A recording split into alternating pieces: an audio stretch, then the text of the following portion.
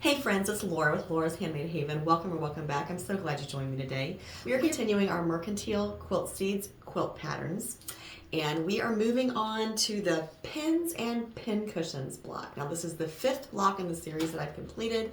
The previous blocks that we completed are right up here on the design wall. I've shown you how to assemble the whole block, how to get organized, how to tackle those borders, and then just how to organize your space. So this block, I'm going to try to focus on how to just kind of break down and follow the pattern a little bit. Now I'm not going to be sharing images of the pattern. I'm going to just kind of walk you through that a little bit without sharing dimensions and steps.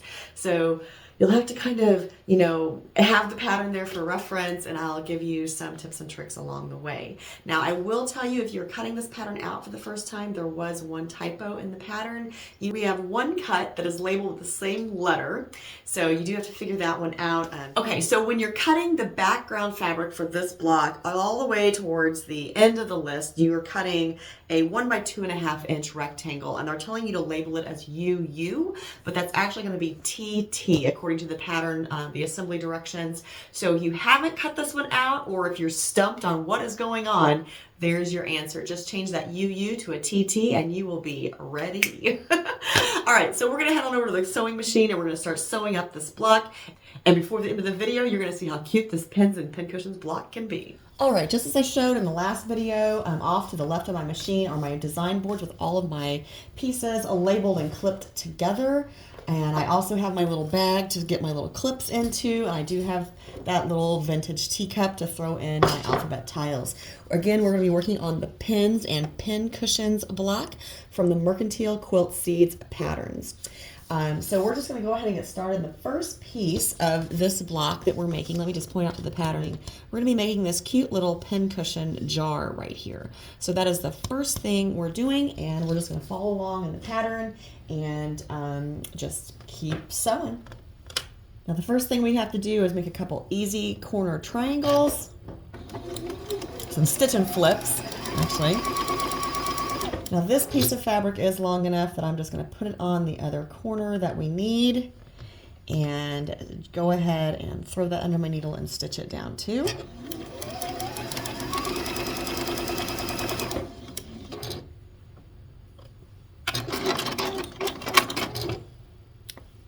Now, I'm not pressing this yet, but I will be pressing soon, I'm sure. Now, just so you know, when I'm doing these patterns for you guys, I have not sewn this block before. So you are seeing this as kind of a raw footage type deal. I don't do anything except cut the pattern out before I start filming. So if you see delays or me go, oh no, or oops, or whatever, you know that that is definitely all real sewing, all part of it. Just for a little background on what I'm using, I do have a Juki DX7. I'm using just a straight stitch. I do have that set down to 2.2. Definitely some people have 2.0, and that's perfectly fine if that's what you want to do. I've found that 2.2 is typically good enough for me. Just the smaller stitch length just gives you a little more added stability. I just think that 2.4 is a little big for these little pieces. And if you think 2.2 is too big, that is fine. Now, you may have noticed I did do a little bit of finger pressing there. I just kind of pressed that seam between the blue and the brown down to the brown. And then on these stitch and flip corners, I'm just kind of pressing them out. Nothing too crazy there. So this is the top of our cute little jar. All right, the next piece to this is you gotta pay attention, because we're making the little ruffle that goes below from this fabric. It's the same fabric, but we're making a little ruffle for it. And just pay attention to the way that these rectangles are made, because there is a right and a wrong way. And if you've watched any of my videos in the past, you know that I am definitely angle challenged. So I'm gonna try to be super careful here. Now these rectangles go on either end of the top of that jar, so they're going to be opposites. And you'll notice I did do both sides there. I did the left and the right side of the jar. Now we have these little bitty squares, and these are, I think, like an inch. So we're working with some smaller pieces here. But again, we're just building up that ruffle that is at the bottom of our little jar topper. Wow, back in the day, just kind of brings back some memories. Back in the day, I did a bunch of those gifts in a jar, and I thought those were the coolest thing ever. And they really kind of are. If you've never done gifts in the jar, maybe we'll have to do that sometime, and I can share some of my favorite recipes. Oh my goodness, I have a hot cocoa recipe that is amazing. Now, obviously, this is a sewing room thing, but hey, we need hot cocoa in our sewing room too, right? Now, these other two rectangles, they go in the middle of the jar. Just for a couple more little scallops. And this one goes on this end.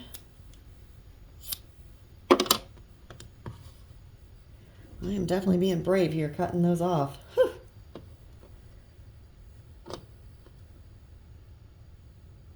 Oh, and this one's wrong. To do a little seam ripping there. See, as I told you, real sewing here, people, real sewing. I shouldn't have put the white square on there. It's going to be one of these cute little aqua squares. Let's see if I can get this off of here. Now, I don't know if I'm sure that you've never done any seam ripping if you've sewn at all, but some of us are not that perfect. Alrighty, now let's try this again.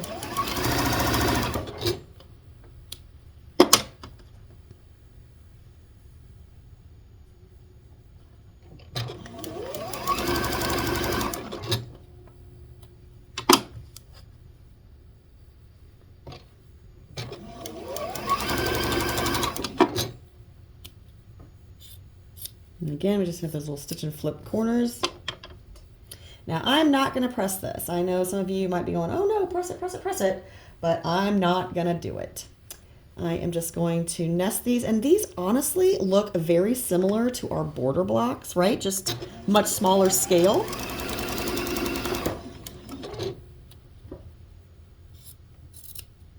I do have all my border blocks done, so you won't have to sit through that this week. I'm probably just going to do a few things and point out anything in the pattern that I see. I'm going to go ahead and sew these little guys together. You know, sometimes I will take some shortcuts and go to the next step so I don't have to cut my thread as often. But with this little guy, I'm going to go ahead and just cut the thread and get it together. Now, if you're following along on the pattern, we are already on page 4 on step 7. And then we are going to just sew this cute little band. How cute is that? To the bottom of this jar. Now, there's really not anything to line up along there. So I am just going to simply stitch this down.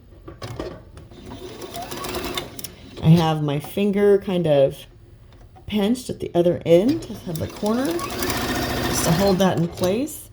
Just giving it a nice little press as we go along here.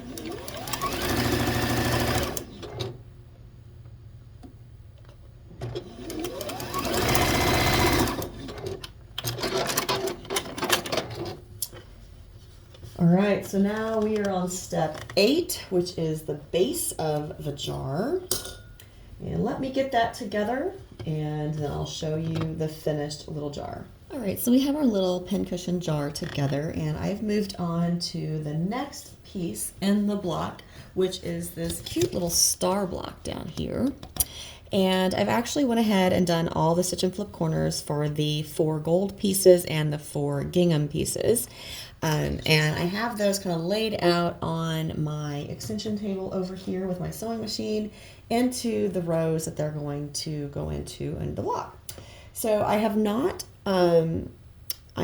pressed any of these pieces because I have just done some finger pressing on them, and I'm just going to sew them by row on the machine, just like I've shown you in other videos where I lay out the block and then I just show how to sew piece 1 and 2 for each row, and then we're basically assembling the block as we go. So we're just gonna kind of match these up, do some, like I said, do some little finger pressing just to keep all those little seams going the way that I want them to, and stitch them together. All right, so I have the first 2 pieces for the 3 rows together, and now I'm just going to, I just cut the block off of the machine, and we're going to assemble the last piece in each row, and then we'll sew our rows together.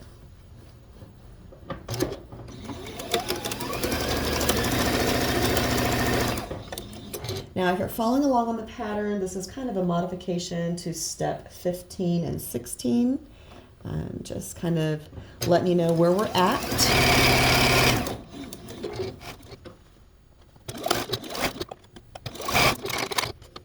All right, so then we're just going to sew the top 2 rows of the block together. And actually, this block can be positioned anyway, so we're going to sew 2 of the rows together. Making sure we line up those points at each end. And then there is a little nesting here in the middle with that green square and these little gingham pieces. Just making sure they're going the right ways.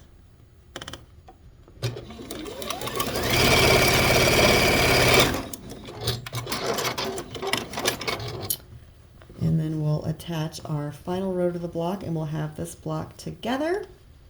And we'll be able to press it out and move on to the next step.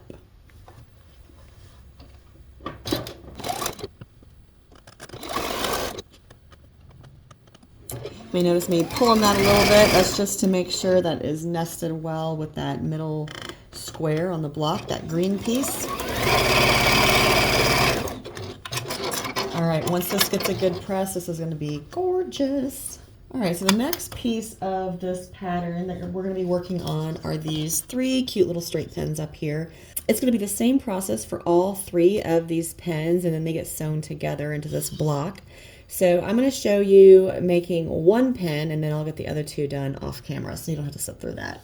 We're back to using some of those teeny tiny little squares.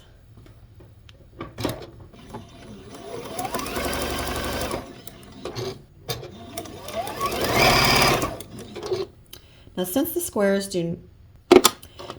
squares don't overlap, I can just simply add them all on and not have to cut any of those corners off.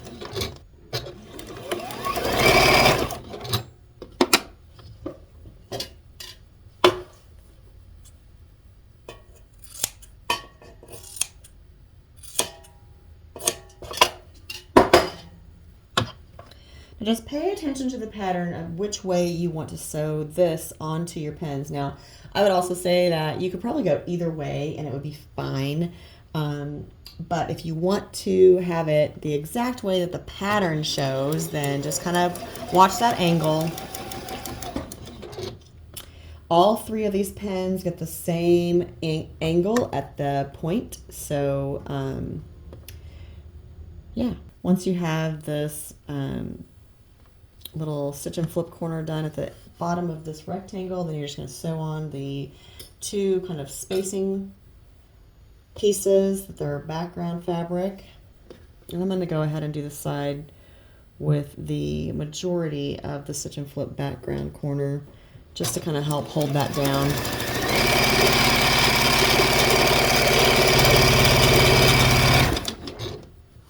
I'm just going to finger press that back and add the other side.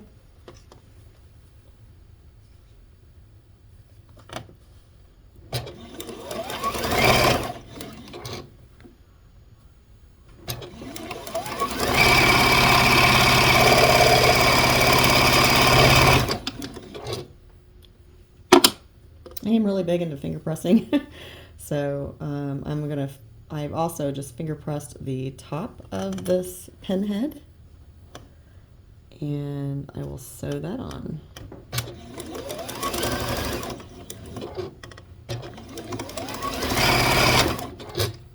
All right, so these pins might look a little funny right now. But that's because they don't have their seam allowances accounted for yet. And once we sew these three together, that pin head will definitely take more of a rounded shape. It's going to actually be kind of an octagon, but it will definitely look a little more like a pin head and a little less like, I don't know what it does look like right now. So we're just going to go ahead and sew, and I'm just following a pattern. We are on step 26 on page 5. So I'm just sewing these together.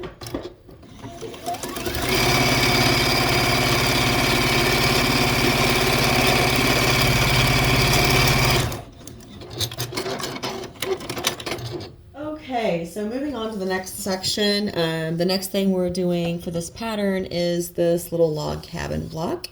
And this is really, it's really honestly just a log cabin block. So if you've made those before, you will have this in the bag.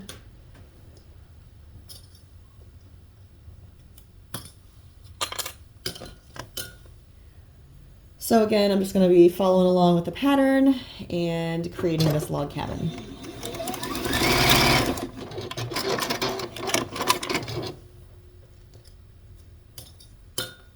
The only thing I don't really care for when I'm making a log cabin block is that unless you're making multiples, you have to cut your thread after every single side.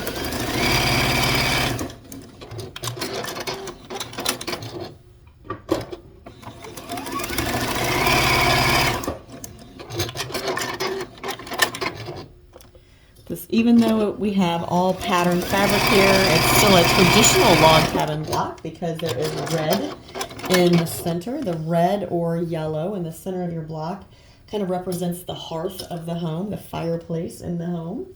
So that's kind of a fun little, just a little homage, I guess, to the traditional log cabin, even though we're using lots and lots of patterns here.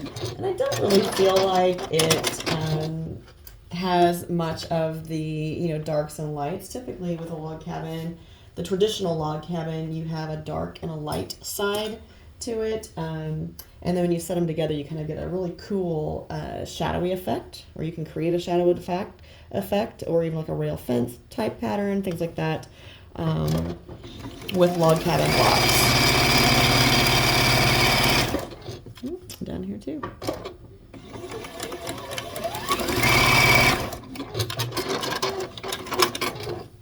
That's honestly probably a sign I need to clean my machine.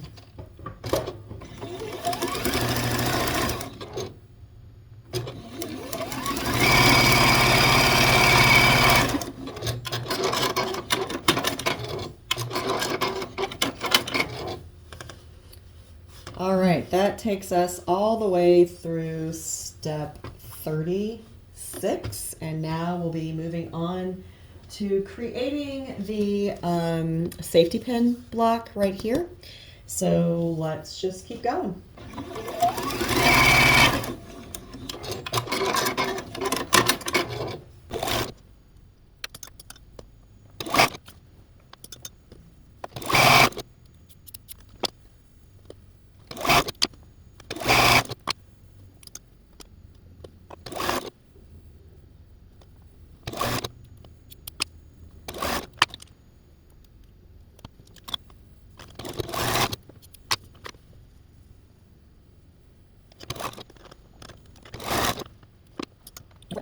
Now before I put that safety pin together, I am going to go ahead and move on to the next piece in our block, just because I don't want to have to continue to cut my thread all the time. So just know that I'm also working on step 43, but I haven't finished step 42, but I'm getting ready to do that right now.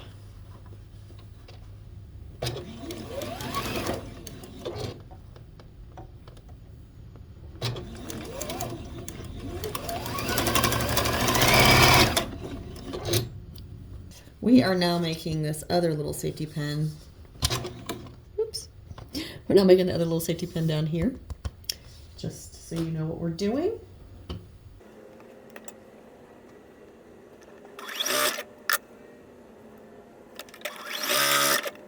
And I'm kind of working on steps 43 through 45 kind of simultaneously, just so I don't have to cut my thread between the different pieces.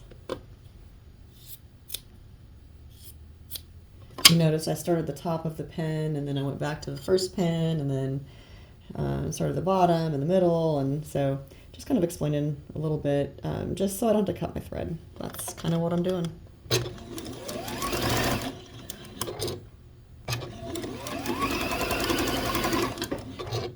Same concept here. I'm going to go ahead and start that little strawberry, just so I don't have to cut the thread before I finish up the safety pin, but now this is the last stitch for the safety pin.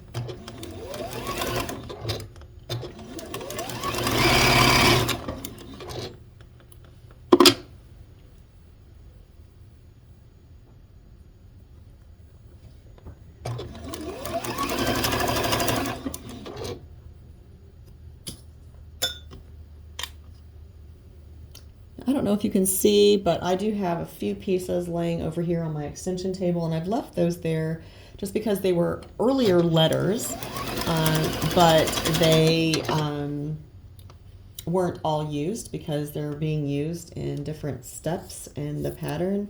So rather than lose them in the craziness, I've left the alphabet tiles on them and left them there so I can quickly grab them when I need them. Now this is the strawberry, and its little stitch and flip corner. This one has to go back before I can put the second one on, so that's why I went ahead and trimmed it off. Finger pressed it back, and I'll stitch it into place.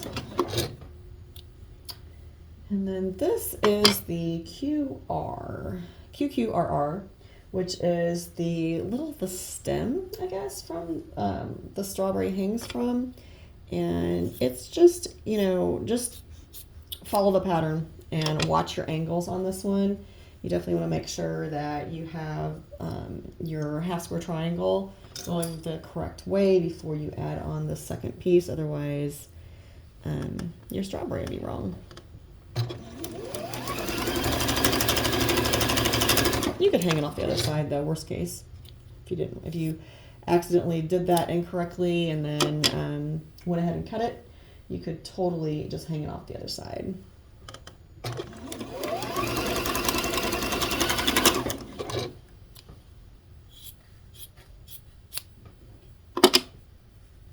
All right, so you end up with this little stem hanging down, and it does have a few little pieces of, we're going to call them spacers. They're kind of like sashing, but not really. They don't go between the block, they just go as part of the block construction. And the strawberry has a piece too. Again, if you're following along, we are on step 53, page 6 in the pattern. All right, so all of that construction leads us to have a cute little strawberry hanging from a stem. Especially if it's turned around right. Check it, make sure it's going the right way. Otherwise your strawberry's little stem is maybe not going to be hanging correctly. Like, that doesn't look right. What'd I do? Yep. All right. And now we're going to start working on the tomato. How many of you have a tomato and strawberry in your craft room? I think that's a pretty common sewing item.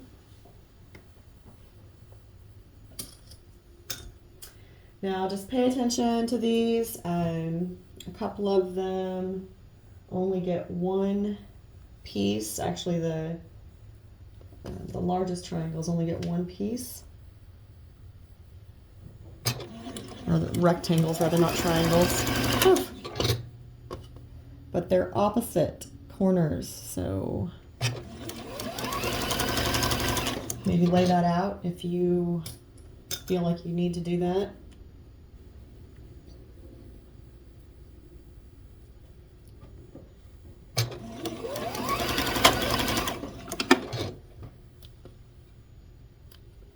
Let's check out our little strawberry real quick. So cute. All right.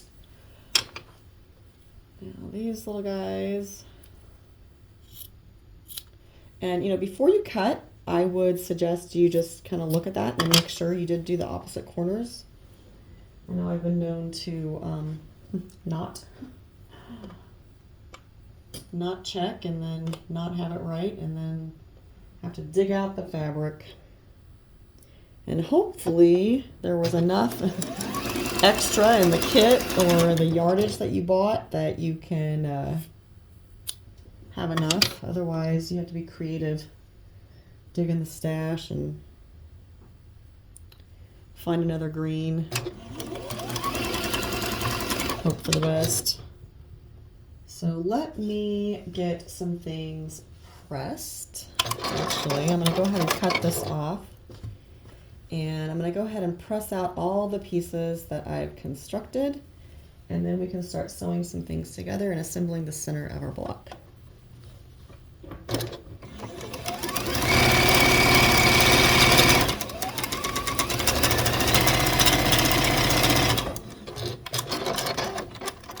All right, so at this point I'm just kind of working my way through the list of what I need to sew together, and I'm on step 66.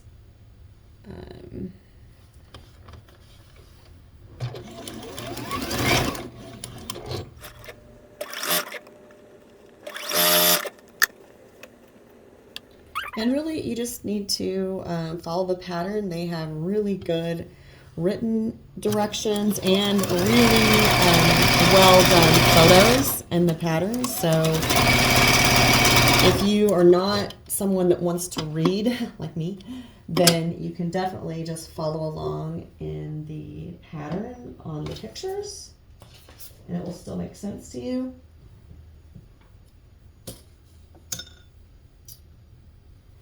Or if you'd rather read the directions and follow along like that, then that is also available.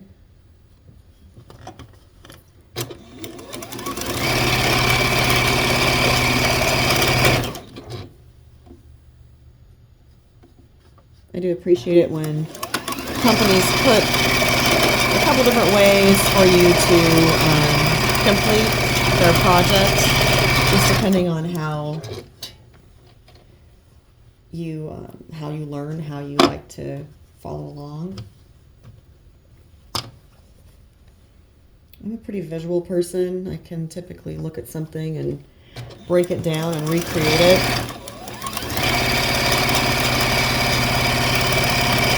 I can usually break down a pattern or a quilt or something in my mind and have it created a lot faster than I could read the instructions or type the instructions on how to do it. So I appreciate their efforts.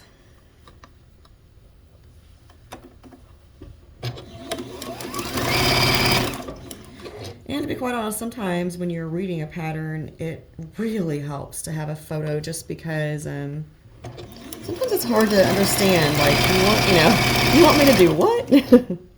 All right. Now, when you're sewing this last section together, that's going to be step 68, I guess. The only thing that you're going to want to kind of keep an eye on is this little strawberry stem. Just make sure they're aligned well so your stem isn't broken.